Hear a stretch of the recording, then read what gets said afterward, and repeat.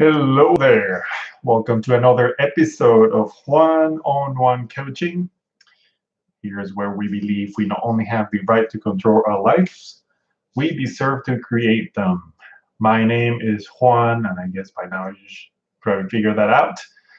We're on episode 20, and we're talking about the two options that you have whenever something massive happens in your life, or something small but is significant to you. Most of the times we think this is a negative, we think about negative experiences or memories or situations. Yet this applies to both ways, the positive, the negative, and sometimes the neutral stuff. Before I get to it, this is what helped me in my origin story. If you go back to episode 1, I'm telling you about how I came to be a coach. I mean, it was from getting fired once, doubting myself, judging myself, thinking life's over, to 5 years, 6 years later, being fired again and be happy about it because I was doing something I really enjoyed.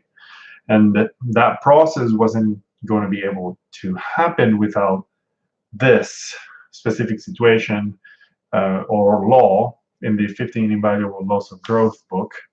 And this is chapter number 4, the law of reflection. Learning to pause allows growth to catch up with you.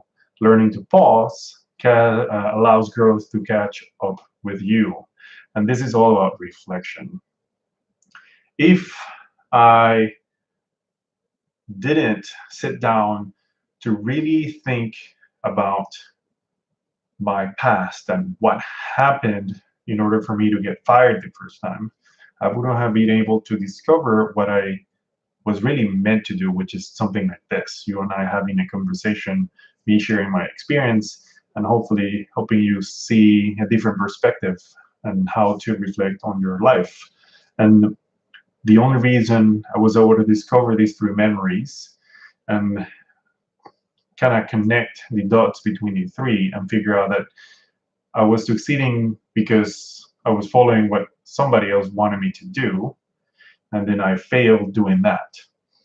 That's part of the reflection. That's part of really engaging with the memories and discovering what I enjoyed to do, what I like to do, what was my motivation, what were the characteristics that helped me get there, and things like that.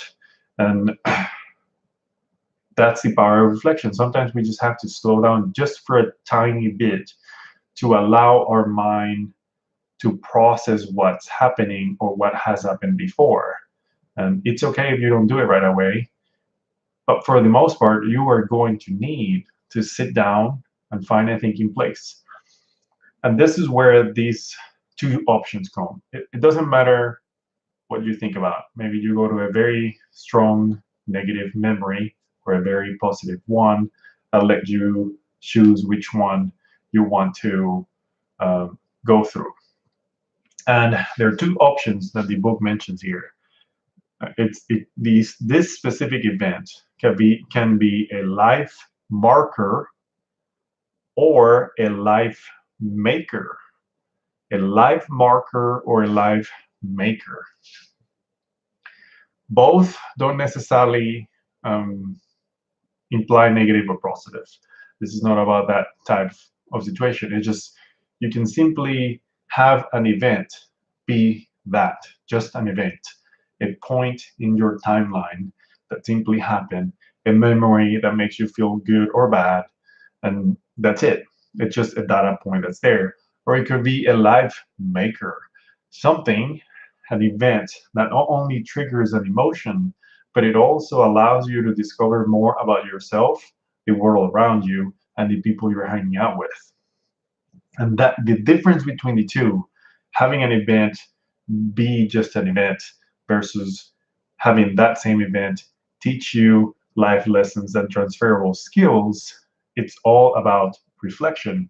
The only way you can make something useful to you, things like not letting failure to stop you, but allowing failure to be a step on your path to success, is the reflection piece. You're going to have to do it. You're going to have to sit down and review.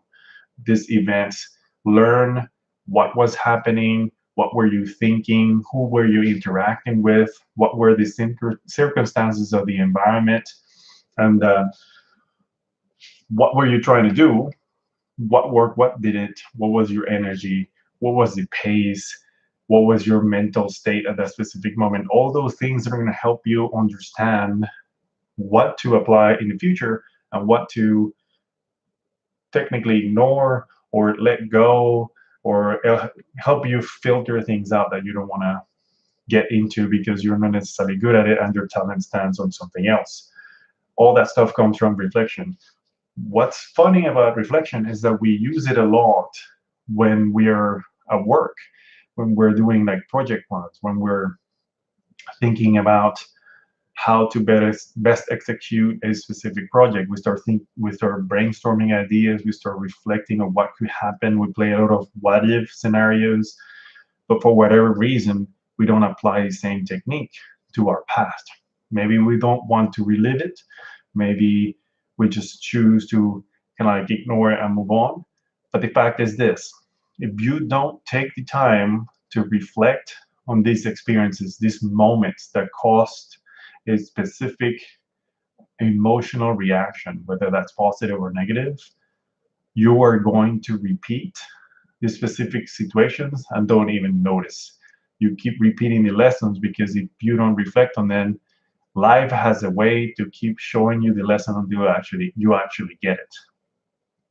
Therefore, what I'm asking you to do is to at least schedule time to sit down and reflect on some of those events. Maybe reflect on your day, what went well, what you wish you could have done better, what you wish you can repeat, and keep exploring and discovering some of those things. That's the message for today. Maybe I'll touch on chapter 4 in the next one. Maybe I'll go to the next chapter. We'll see. Hopefully this is helping you. If you like what you're hearing, feel free to share it, subscribe, let me know what you want to hear about. Just interact with it, engage, teach it to someone else, and I'll be grateful for that. Thank you. Have a good one, and I'll see you on the next one. Bye.